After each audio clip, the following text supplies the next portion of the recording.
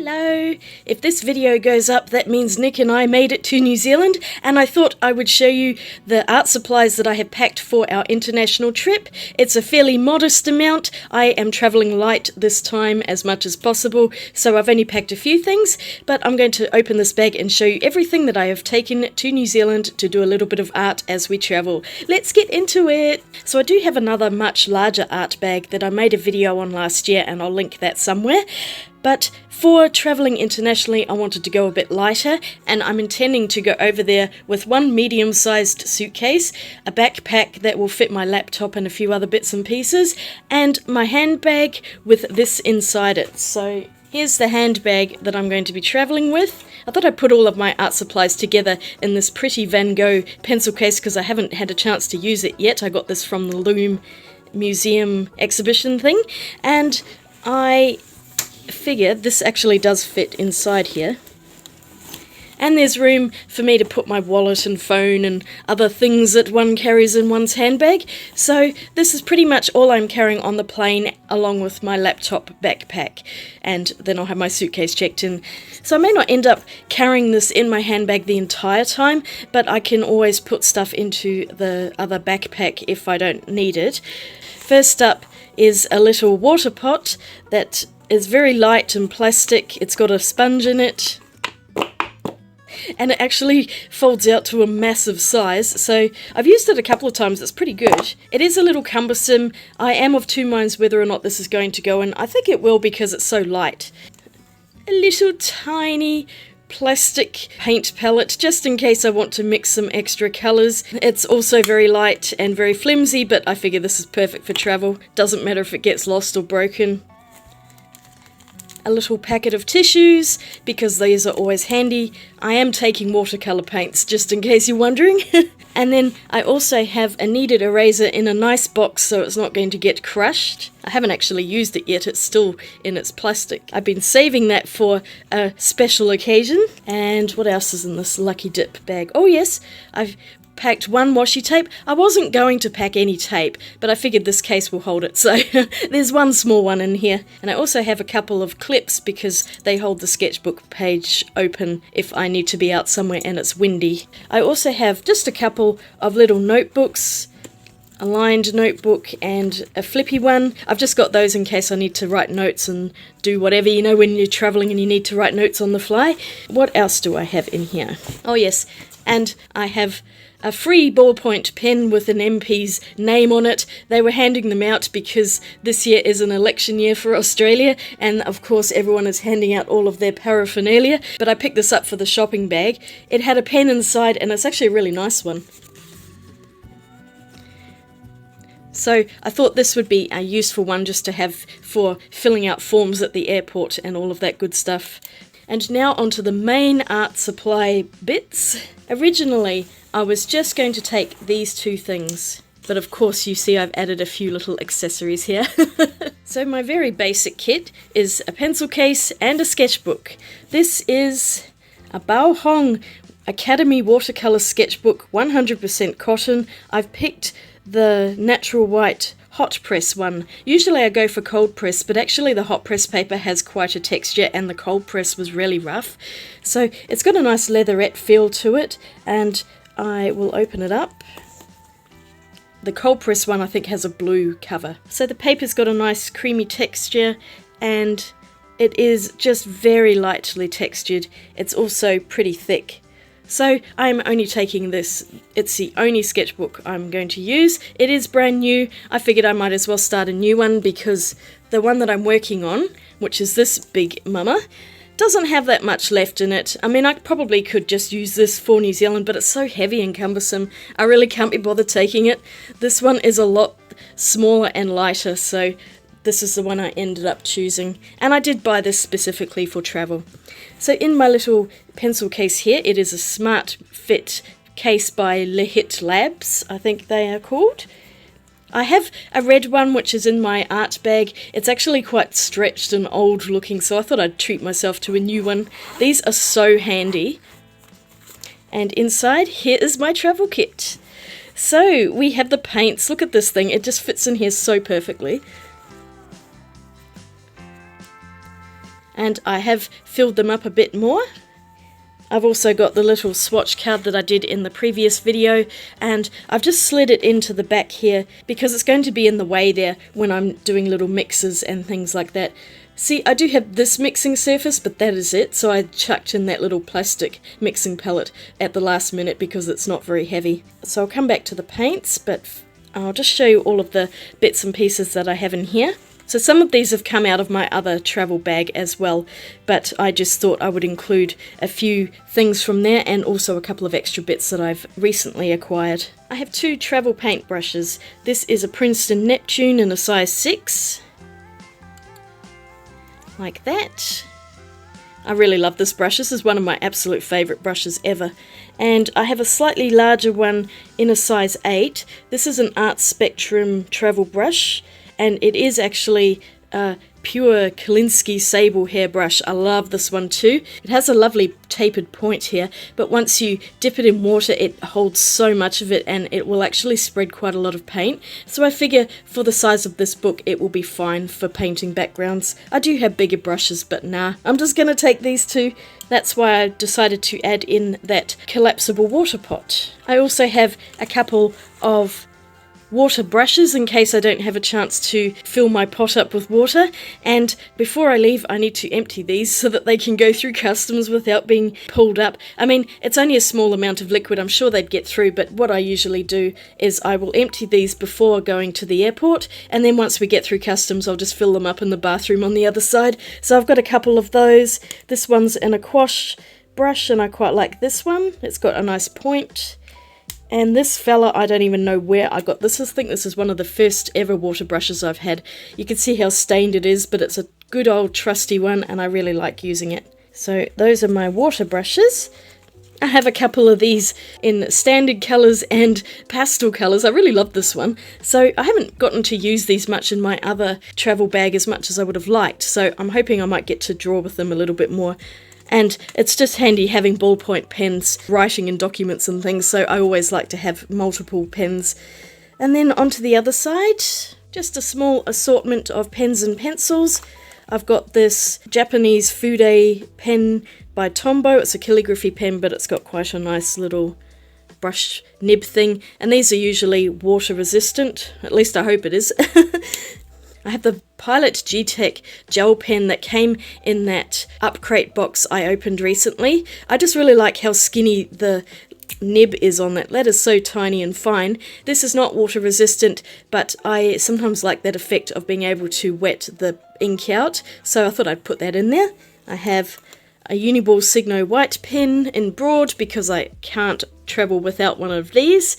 They're always a go-to. Also, that really skinny Pentel Orenz pencil that was in the upcrate box as well, in a 0.2mm lead, and it has a tiny eraser on it just in case I need it. I have not been able to find leads for these yet. I'm hoping maybe in New Zealand I might be able to. Otherwise, I'll just use whatever's in here, and once I run out, that will be it. But because of that, I do also have a regular 0.5mm mechanical pencil, and I have some spare pencil leads for that, so I won't run out of pencils. I can always buy another one in New Zealand, I'm sure. Oh, and one last pen, which is one of my favourite Uniball Eye Micros. This is waterproof ink, and it's just a nice fine rollerball pen, so I use this a lot for outlining and things like that. Last thing in here is this little metal ruler that I got out of the Kiki K advent calendar, and it fits perfectly in here, so I just thought I would pack that. And that is it. That is all I am taking. If I need anything else, I'm just going to have to buy it, because I'm just not lugging it with me. I was almost going to put a tiny pair of scissors in, and then I remembered that we have to go through customs and they'll just confiscate it anyway, so no scissors on this trip. So because all I have is this tiny swatch card, which I just know I'm probably going to lose, I thought I might actually rule up a swatch chart in here on that page which has the awkward fold, because it's really hard to do drawings on there, but I thought this would be a perfect page to rule up a swatch chart with these colours and their names so that I don't forget what I've got, and this will be helpful in case I need to refill this when I get back. So I don't know how much paint I'm going to use. There is actually quite a lot of paint in here. It doesn't look like much much because they are tiny, but I have really packed that paint in. I let it dry and they shrunk down, so I've added another layer and it's still drying a little bit, so I will be leaving this out for another day or two just to fully dry. These are mostly Daniel Smith paints, but I have a few Schminkers in there as well, and any that had the Schminker paints have a little circle beside them, so there's 1, 2, 3, 4 and 5 Schminker colours in here. I find that Daniel Smith and Schminker paints dry really nicely into pans because they're not honey based. Any honey based paints just won't set properly and they're so frustrating to travel with. I've learned the hard way after having a very messy palette on my last trip. So I will swatch this out. I'm also super curious to try out this paper because I don't know what it's like. It is 100% cotton and I'm really hoping it's going to be nice, but I've never used it before, so just in case it's horrible and I need to change my mind on what I'm taking, I thought I would swatch these out and see how the paints behave on the paper. Ah, that's such an annoying page. This book will lay flat if I get to a page, but it is feeling quite like it needs to be bent a little bit and worked. I can see here there is a watermark saying Bao Hong, so they've obviously cut this down from bigger paper. Oh well, it doesn't really matter. I might clip that down because it's going to drive me mad. There we go, that's a bit better. I was kind of curious to see what wet on wet would do, so I did put some water down on this first one, and then I added the paint. It just kind of ran everywhere and made a huge mess, so I wasn't too happy with how this first one looked. Oh my gosh, I've only done one swatch and I've already made a mess of it. I'm hopeless with swatching, I really am. I don't think I'm going to do much in the way of wet on wet anyway in this book, so I think I'm just going to paint them straight onto the paper. It will be a lot cleaner, and I think I will do alternating colours because otherwise it's just going to be a horrific mess and they're all going to run into each other because I stupidly didn't leave places between them. Never mind, it's not the end of the world. Oh yes, wet on dry technique is much better for this. Just putting the paint straight onto the paper, and you can see that Pearl Red is crazy bright. The Ruby Red Deep, you will probably notice in a while, will start to dry shift, and I will come back to that one a bit later. I'll be in New Zealand, but I always just love to have Aussie Red Gold. It's such a great colour, one of my favourites to have in a palette. Also, Lemon Yellow is just one of those nice cool yellows that's a good staple colour to have. And then I've gone in with a couple of more neutral greens, including the sap green. That's such a great convenience mix and one that I am usually too lazy to try and mix together. Phthalo green on the other hand is crazy bright, but I do actually find I use it quite a lot and it's handy for bright greens but also for mixing into other things too. I like a phthalo turquoise as well, which I could have mixed with the phthalo blue and phthalo green, but nah, I just want to have it there ready to use. Manganese blue is quite a low tinting strength, but I find it's a really good colour for sky, so I quite often will add that. I mean, you can also use phthalo blue if you dilute it down, but I just tend to have both of them.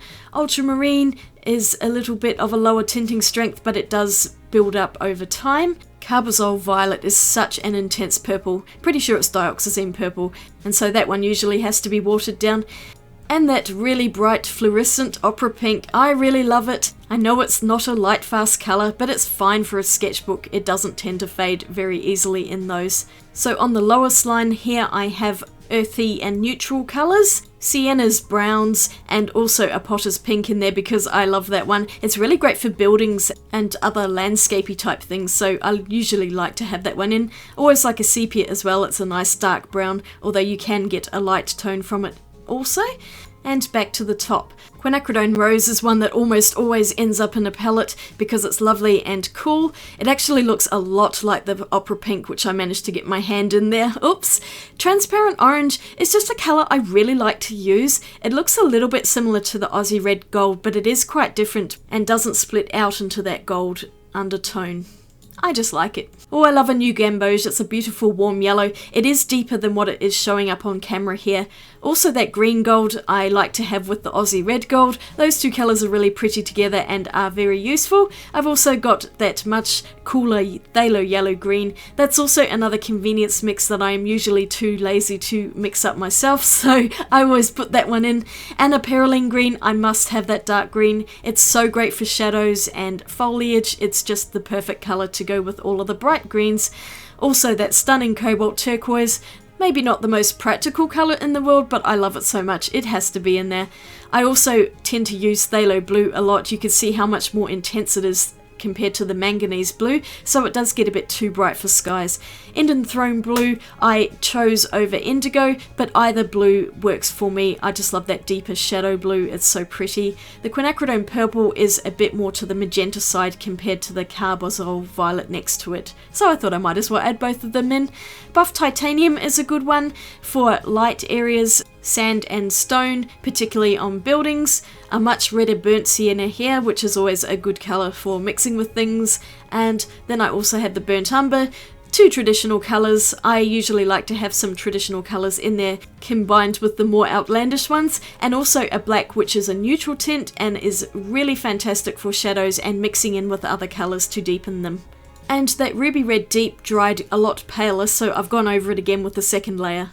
Just while that's drying, I found one last thing that I've managed to squish in, and that's one of those erasers in a pen-shaped form. This is a Pentel one, Click Eraser.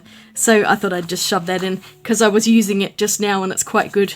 And that is definitely full. It is not going to take any more, because the thing is, if I push in another layer, it's not going to close with the little paint palette in there, so that's why I'm somewhat limited. These are pretty much dry now. I'm glad I added a second layer to the ruby red deep. It looks a lot better now. For some reason that one just has a really big drying shift. The transparent orange maybe has a little bit as well. It seems like with the Schminke colours they do benefit from doing a second layer, but the other ones are looking relatively okay, so I might just leave those for now. So the paper's holding up. It is just a little bit warped. I did add quite a lot of water to it. It's not significantly so. Let's see if I can show it on camera a bit better. Yeah, it's drying pretty flat. I think once I close the book it will also lay a lot flatter as well. And once again, this is that annoying page that is attached to the outer binding, so it's really difficult to get that piece to lay flat. But it's a good one just to reference my colours on here and have the names, because I will probably forget half of the names by the time I'm actually travelling. So there is a little bit of marking on the paper. I don't know if it's the paper pilling or it could well be granulation, because this is a granulating colour.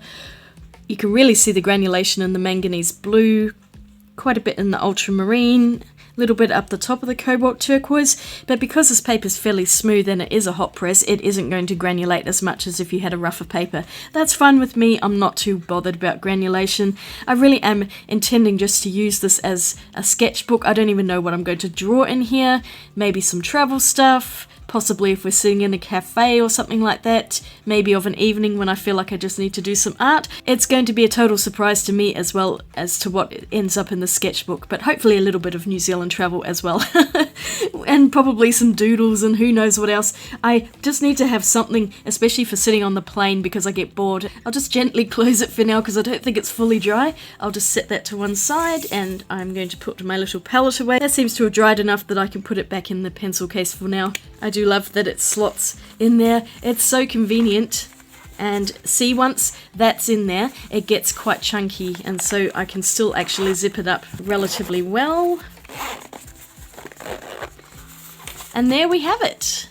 So this is everything that I'm taking, plus or minus a couple of items that I might change my mind on at the very last minute, but I'm going to pack them all into this little zippy pencil case thing, and I think this will be enough. I really am not intending to do a lot of art while we're away, because I do actually want to have a holiday, and for me, not doing art is a holiday, but I know that I will be itching to do something, so having a sketchbook along is always a great thing, and I do like to do little sketches here and there just for fun. Hopefully I'll get to fill at least a few pages in the book. I fully intend on doing so, especially at the airport, because I'm sure we will be stuck waiting around for hours, as one usually does in airports, and it's just nice to have a few things to bring along just in case. So I hope you enjoyed this video. Let me know what you think of my art kit, and what would you pack if you're going to travel overseas. Let me know in the comments below. Don't forget to give this video a thumbs up if you enjoyed it, and be sure to click the subscribe button so you can find out more about my holiday, because I'm sure I will be talking about it once again when I get home. I hope you're staying safe and well wherever you are in the world, and I will see you again really soon in my next video. Swatch you later. Bye!